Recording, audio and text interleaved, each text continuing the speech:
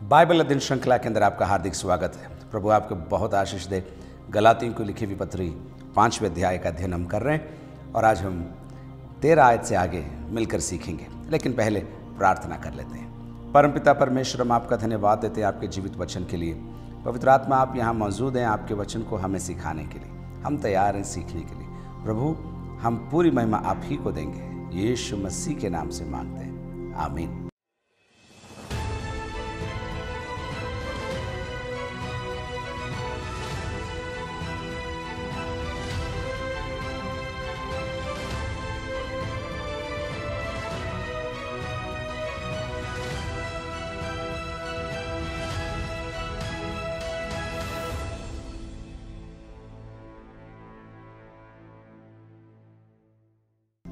चलिए, गलातियों की लिखी हुई पत्री 5वां अध्याय उसकी 13वीं आयत से आगे। हे भाइयों, तुम स्वतंत्र होने के लिए बुलाए गए हो, परंतु ऐसा न हो कि यह स्वतंत्रता शारीरिक कामों के लिए अवसर बने, वरन प्रेम से एक दूसरे के दास बनो। हे भाइयों, बार बार इस पत्री के अंदर पौलुस ये शब्द इस्तेमाल करेगा और कर रहा है। भाइयों, प्रेम भरा शब्द है। भाइयों, तुम स्वतंत्र होने के लिए बुलाए गए हो। इसी अध्याय की पहली आयत में देखिए क्या लिखा था। मसीह ने स्वतंत्रता के लिए हमें स्वतंत्र किया, इसी में स्थिर रहो और दासत्व के जुए में फिर से न जुटो। मसीह ने स्वतंत्रता के लिए हमें स्वतंत्र किया, लेकिन अब 13 में वो कह रहा है तुम स्वतंत्र होने के लिए बुलाए गए हो। क्या है ये स्वतंत्रता? मनमर्जी करने के लिए नहीं, मुझे जो अच्छा लगता है वही करूंगा ये कहने के लिए नहीं, लेकिन व्यवस्था के अधीन रहकर उद्धार प्राप्त करने की प्रक्रिया से स्वतंत्रता। मसीह यीशु पर विश्वास के द्वारा, केवल और केवल विश्वास के द्वारा हम उद्धार पाते हैं और ये हमारी स्वतंत्रता है। लेकिन अब इस स्वतंत्रता को लोग गलत रीति से इस्तेमाल कर रहे थे। देखिए, हम स्वतंत्र होने के लिए बुलाए गए हैं, परंतु ऐसा ना हो कि ये स्वतंत्रता शारीरिक कामों के लिए अवसर बने। शारीरिक कामों के लिए अवसर बने। लोग कहने लगे होंगे और आज भी ऐसे कहते हैं कि अगर प्रभु माफ करने वाला है तो जितना बड़ा पाप होगा उतनी बड़ी माफ़ी होगी, तो फिर हम पाप करेंगे ताकि परमेश्वर माफ़ करेगा और जितनी माफ़ी हमको मिलेगी उतना अनुग्रह भी हमको मिलेगा। रोमियो की लिखी हुई पत्री 6 अध्याय के अंदर ये तर्क हमें देखने को मिलता है। मैं आपको पढ़कर बताता हूँ। रोमियो की लिखी हुई पत्री 6 अध्याय और उसकी 2री आयत। चलिए पहली आयत से पढ़ते हैं। तो हम क्या कहें? क्या हम पाप करते रहें कि अनुग्रह बहुत हो? समझ रहे हैं आप? हम पाप करते रहें कि अनुग्रह बहुत हो? पौलुस लिखता है 2री आयत में, कदापि नहीं, बिल्कुल नहीं। तर्क देखिए लोगों का। हम स्वतंत्र हैं, हम व्यवस्था के अधीन नहीं हैं। मूसा ने 10 आज्ञाएं यहूदियों को दी थी, हमारे पर वो लागू नहीं होती, इसलिए हमको जो अच्छा लगता है हम वही करेंगे, हम हमारी मर्जी के मालिक हैं। पौलुस कहता है ऐसा ना होने पाए। ये स्वतंत्रता शारीरिक कामों के लिए अवसर ना बने, ध्यान दो, वरन प्रेम से एक दूसरे के दास बनो। प्रेम से एक दूसरे के दास बनो। पहले वो कह चुका है व्यवस्था के गुलाम हम थे, व्यवस्था के अधीन हम थे, लेकिन मसीह ने व्यवस्था से हमको आज़ादी दिलाई, हमें स्वतंत्र कर दिया है। लेकिन स्वतंत्र कर दिया, अब वही पौलुस हमसे कह रहा है स्वतंत्र कर दिया है, इसलिए तुम मसीह के दास बनो। तुम छुड़ाए गए हो, तुम खरीदे गए हो, तुम स्वतंत्र किए गए हो ताकि तुम मसीह के दास बनो, मसीह के गुलाम बनो। आपको याद है फिलिपियों की पत्री 2 अध्याय की 5वीं आयत में पौलुस फिलिपियों की मंडली से कहता है, जैसा मसीह यीशु का स्वभाव था वैसा ही तुम्हारा भी होने पाए। यूहन्ना 13 के अंदर प्रभु यीशु मसीह में शिष्यों के पैर धोते समय हमें सिखाते और कहते हैं, अगर प्रभु होकर मैंने ये तुम्हारे लिए किया है, तुम भी ऐसा ही करो। मसीह के दास होने के लिए प्रभु ने हमें स्वतंत्र किया है। स्वतंत्र होने के लिए नहीं, मसीह के दास होने के लिए हम स्वतंत्र किए गए। 14, क्योंकि सारी व्यवस्था इस एक ही बात में पूरी हो जाती है, तू अपने पड़ोसी से अपने समान प्रेम रख। अब आपको याद है, फिर भी मैं याद दिला रहा हूँ आपको। गलातिया की मंडली के अंदर 2 झुंड है और एक झुंड कह रहा है हम नए शिक्षकों से प्रभावित हो रहे हैं, नए शिक्षकों से सीख रहे हैं, और जो हमको कह रहे हैं कि हमारे शरीर का खतना कराना ज़रूरी है, विश्वास के साथ साथ खतना होगा, तब ही हम परमेश्वर के संपूर्ण वायदों को हम प्राप्त कर सकेंगे। पौलुस कह रहा है नहीं नहीं नहीं नहीं, ये दोनों मिक्स मत करो, केवल और केवल विश्वास के द्वारा। और अब जब व्यवस्था की बात आ रही है, पौलुस एक समरी कह रहा है, एक सारांश इस प्रकार कह रहा है। देखिए, सारी व्यवस्था इस एक ही बात में पूरी हो जाती है, सारी व्यवस्था इस एक ही बात में पूरी हो जाती। प्रभु यीशु मसीह ने भी अपने शिक्षाओं में इस बात का उल्लेख किया था, और क्या है वो? तू अपने पड़ोसी से अपने समान प्रेम रख, तू अपने पड़ोसी से अपने समान प्रेम रख। आपको अच्छा पड़ोसी बनना है, आपके पड़ोसी अच्छे होंगे ये ज़रूरी नहीं है, आप कैसे व्यवहार करते हैं वो ज़रूरी है।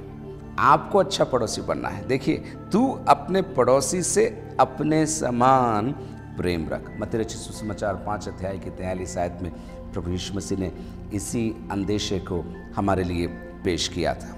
15, पर यदि तुम एक दूसरे को दांत से काटते और फाड़ खाते हो तो चौकस रहो कि एक दूसरे का सत्यानाश न कर दो।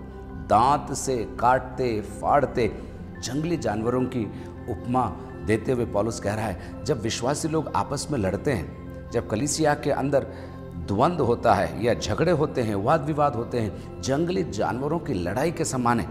शब्दों का इस्तेमाल देखिए वहाँ पर, दांत से काटते, फाड़ खाते और सत्यानाश करते। पौलुस कह रहा है, हमें चेतावनी दे रहा है, जब तुम भाइयों से लड़ते हो, छोटी सी बात को लेकर, बड़ी बात को लेकर, ज़मीन को लेकर, उन्होंने क्या कह दिया, क्या नहीं कह दिया, क्या कर दिया, क्या नहीं किया, उसको लेकर जब तुम लड़ते हो, मानो तुम दांत से काटते फाड़ते और सत्यानाश कर रहे हो, कलीसिया को तुम बर्बाद कर रहे हो। ध्यान दो, ऐसा मत करो। 16, पर मैं कहता हूँ पौलुस, पर मैं कहता हूँ क्या? आत्मा के अनुसार चलो तो तुम शरीर की लालसा किसी रीति से पूरी न करोगे। आत्मा के अनुसार चलो। यहाँ पर पौलुस अब हमें ये सिखा रहा है कि मसीही जीवन के अंदर पवित्र आत्मा के अधीनता में जब हम चलेंगे, हम मसीह की इच्छा को पूरी कर सकेंगे और शरीर को, संसार को ना कह सकेंगे, हरा सकेंगे। व्यवस्था में चलेंगे तो व्यवस्था को पूरा करना जरूरी है, तभी हम प्रभु को प्रसन्न कर सकेंगे, और वो संभव नहीं है, कहीं ना कहीं हमसे चूक हो ही जाएगी। परंतु आत्मा के अधीन चलेंगे तो परमेश्वर की इच्छा को हम हमारे जीवन में पूरी कर सकेंगे। यहाँ पर पौलुस 3-4 शब्दों का इस्तेमाल करेगा। आत्मा के साथ चलो, मैं आपको बताता हूँ आयतों को, पहले बताता हूँ। अनुसार चलो, 16 में वो कह रहा है अनुसार चलो। 18 में वो कहेगा आत्मा के चलाए चलो, आत्मा के चलाए चलो। 25 में वो कहेगा आत्मा के अनुसार चलें भी। तो अधीनता में चलने की बात हो रही है, साथ साथ चलने की बात हो रही है, और चलने की बात हो रही है, खड़े रहने की बात नहीं हो रही। मसीही जीवन एक चलने वाली प्रक्रिया है, शिथिल अवस्था नहीं। मैं मसीही हूँ और मैं बैठ गया हूँ, नहीं। आप मसीही हैं तो मसीह की शिक्षाओं में, मसीह की बातों में, मसीह ने जो हमें सौंपा है उस कार्य को करते हुए आप चलते रहेंगे, चलते रहेंगे। और जब आप चल रहे हैं, आपको मालूम है आप आगे बढ़ते भी रहेंगे। चलिए, पर मैं कहता हूँ आत्मा के अनुसार चलो तो तुम शरीर की लालसा किसी रीति से पूरी न करोगे।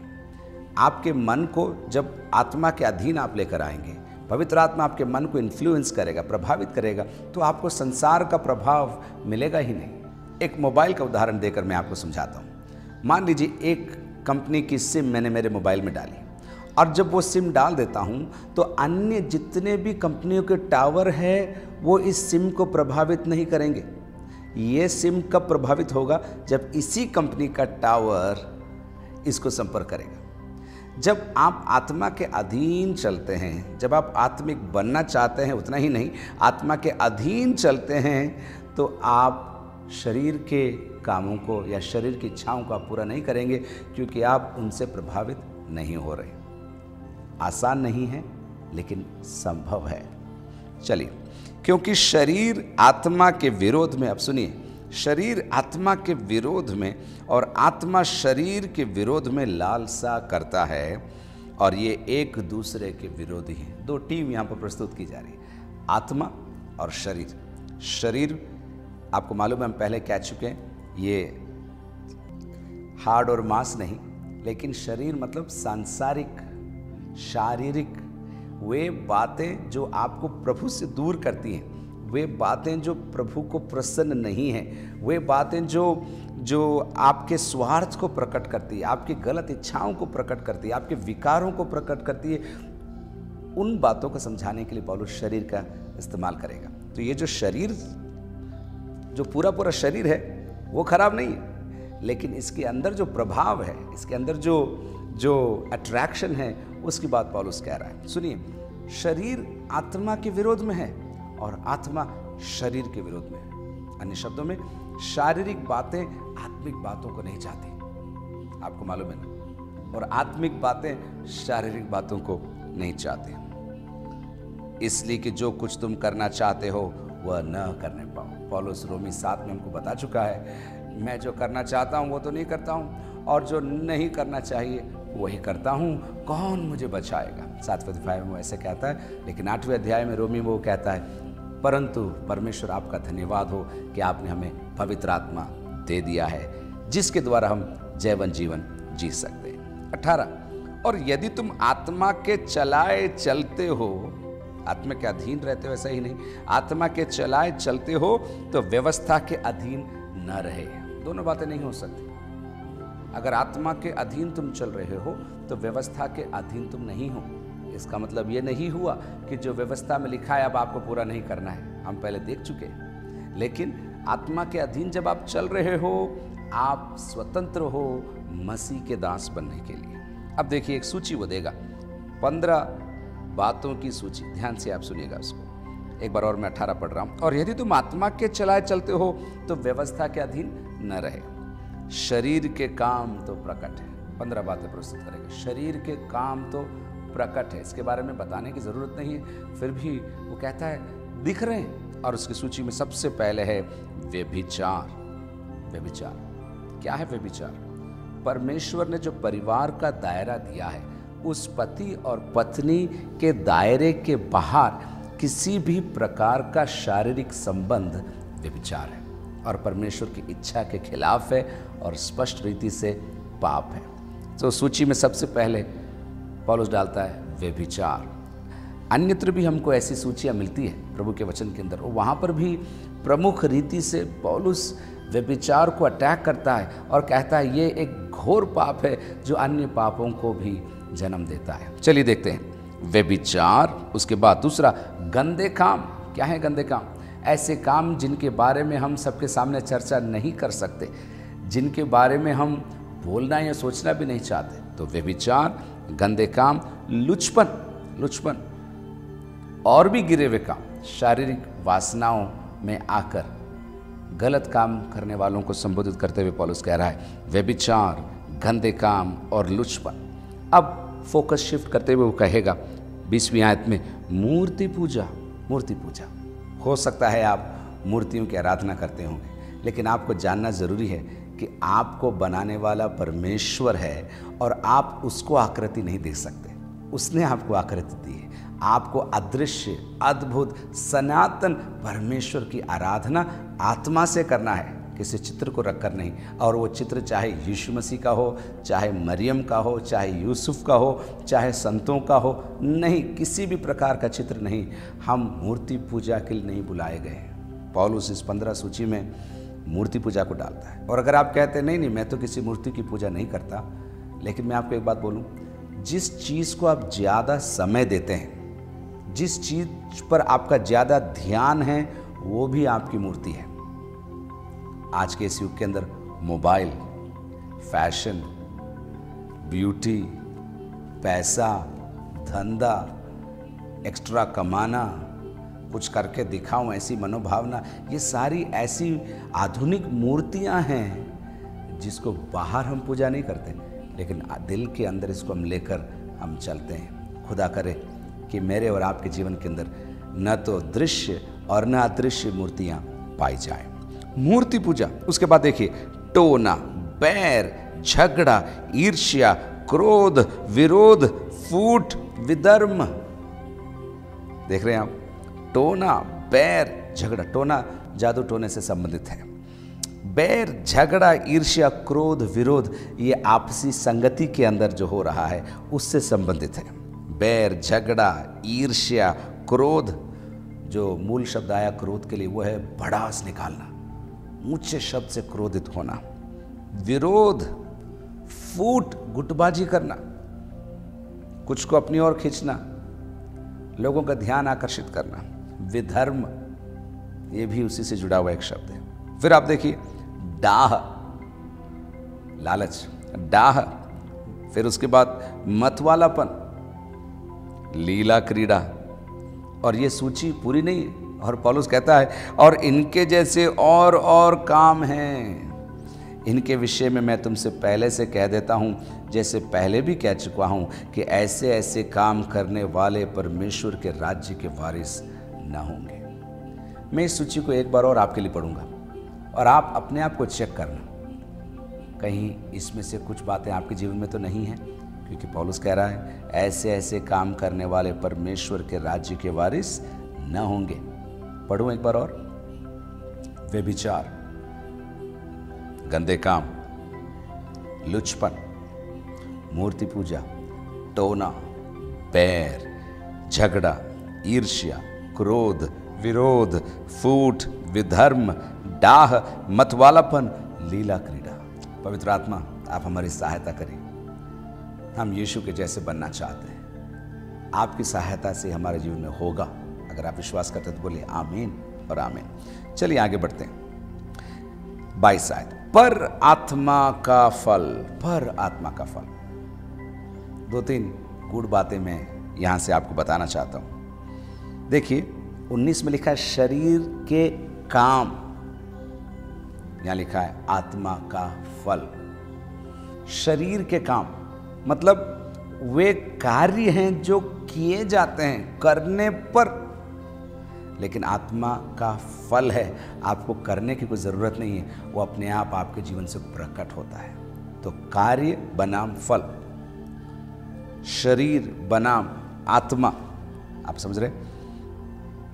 शरीर के काम और आत्मा का फल। और एक और खास बात देखिए, यहाँ पर शरीर के काम बहुवचन में है, लेकिन आत्मा का फल एक वचन के अंदर है। पौलुस खूबसूरत तरीके से कंपेयर कर रहा है और हमको समझा रहा है। इतने सारे गंदे कामों की सूची है जिनकी चर्चा मैं पूरी तरीके से कर नहीं सकता, बनाम फल जो आत्मा का है, जो कार्यों के द्वारा, मेहनत के द्वारा नहीं, पर विश्वास के द्वारा, पवित्र आत्मा के साथ चलाए चलने के द्वारा हमारे अंदर प्रकट होता है। अब पौलुस हमारे लिए आत्मा का फल कहकर 9 बातों की सूची देगा।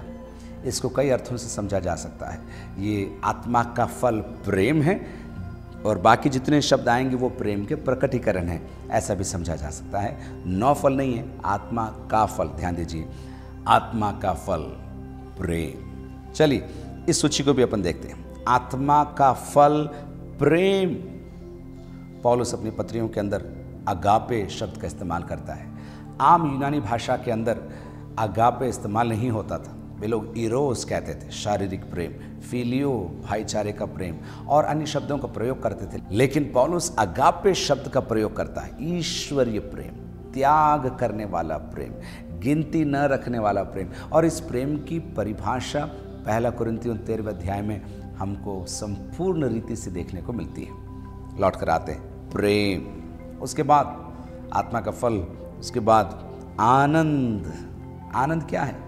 परिस्थितियों पर निर्भर रहने वाली चीज़ नहीं है, ये अंदर से उमड़ने वाला, अंदर से निकलने वाला आनंद है। प्रेम, आनंद, और उसके पश्चात शांति, परमेश्वर के साथ शांति और परमेश्वर के द्वारा शांति। प्रेम, आनंद, शांति। 9 बातों की यहाँ पर सूची है। 9 को हम 3-3-3 करके भी बोल सकते। तो प्रेम, आनंद, शांति। उसके बाद सुनिए, धीरज, कृपा, भलाई। ये सारी बातें मसीह के स्वभाव से जुड़ी हुई हैं और पवित्र आत्मा के द्वारा हमारे अंदर दिखाई देनी चाहिए। प्रेम, आनंद, शांति, धीरज, कृपा, भलाई, और फिर देखिए विश्वास, नम्रता और संयम। विश्वास, नम्रता और संयम, ये पवित्र आत्मा के 9 फल नहीं, पवित्र आत्मा का फल है। प्रेम, आनंद, शांति, धीरज, कृपा, भलाई और विश्वास, नम्रता और संयम। ऐसे ऐसे कामों के विरोध में कोई व्यवस्था नहीं है, कोई व्यवस्था नहीं है। व्यवस्था से परे नहीं, पर इसके ऊपर व्यवस्था लागू नहीं होती है। 24, और जो मसीह यीशु के हैं उन्होंने शरीर को उसकी लालसाओं और अभिलाषाओं समेत क्रूस पर चढ़ा दिया है। 2 अध्याय की 20वीं आयत में वो हमसे कह चुका है, मैं मसीह के साथ क्रूस पर चढ़ाया गया हूं। क्या पौलुस क्रूस पर सच में चढ़ाया गया था? नहीं।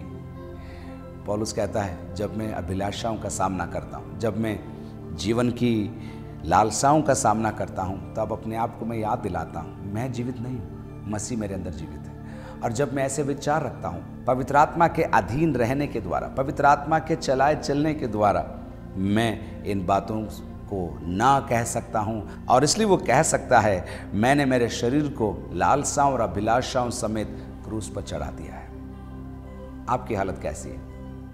मुझे ऐसा लगता है कई बार हम ये कहते तो हैं, लेकिन फिर से क्रूस से नीचे आ जाते हैं जब किसी अभिलाषा को देखते हैं, जब गुस्सा आ जाता है, जब हमारी वासनाएं शत्रु जागृत करने का प्रयास करता है। नहीं प्रियो, पौलुस मुझे और आपको याद दिला रहा है, हमने अपनी अभिलाषाओं को क्रूस पर चढ़ा दिया है और हम अब उनको पूरा करने के लिए नहीं, परंतु मसीह की मनसा को पूरा करने के लिए बुलाए गए। 25, यदि हम आत्मा के द्वारा जीवित हैं तो आत्मा के अनुसार चले भी। तुम कह रहे हो तुम आत्मा के अनुसार जीवित हो, तुम कह रहे हो तुम आत्मा के अधीन हो। अब पौलुस कह रहा है, यदि हम आत्मा के द्वारा जीवित, और हम कह रहा है तुम नहीं, हम आत्मा के द्वारा जीवित हैं तो आत्मा के अनुसार चलें भी। ये शब्द हम देख चुके हैं, आत्मा के अनुसार चलो, आत्मा के चलाए चलो, आत्मा के द्वारा जीवित रहो और आत्मा के अनुसार चलो भी। बहुत ज़रूरी है पवित्र आत्मा से भरा हुआ जीवन। केवल मीटिंग के अंदर या स्टेज पर या थोड़ी देर प्रार्थना के समय आत्मा से भरे हुए रहना नहीं है, हमें 24 घंटा 7 दिन आत्मा से भरे हुए रहना है। आप नर्स हैं, आप डॉक्टर हैं, आप एक मम्मी हैं, आप पापा हैं, आप सेवक हैं, आप म्यूजिशियन हैं, आप वर्शिपर हैं, आपको आत्मा से भरे रहना है। 26, हम घमंडी होकर न एक दूसरे को छेड़ें। अब बात यहाँ पर गुटबाजी की है, कलीसिया के अंदर विभाजन है, कलीसिया के अंदर तू मैं है, और पौलुस कह रहा है हम घमंडी होकर न एक दूसरे को छेड़ें। ध्यान दो, तुम घमंड भी मत करो और छेड़ो भी मत, और न एक दूसरे से डाह करें, ईर्ष्या मत करो, पौलुस कह रहा है। 6 अध्याय के अंदर और प्रायोगिक बातें वो हमको बताएगा। प्रभु आपको बहुत आशीष दे।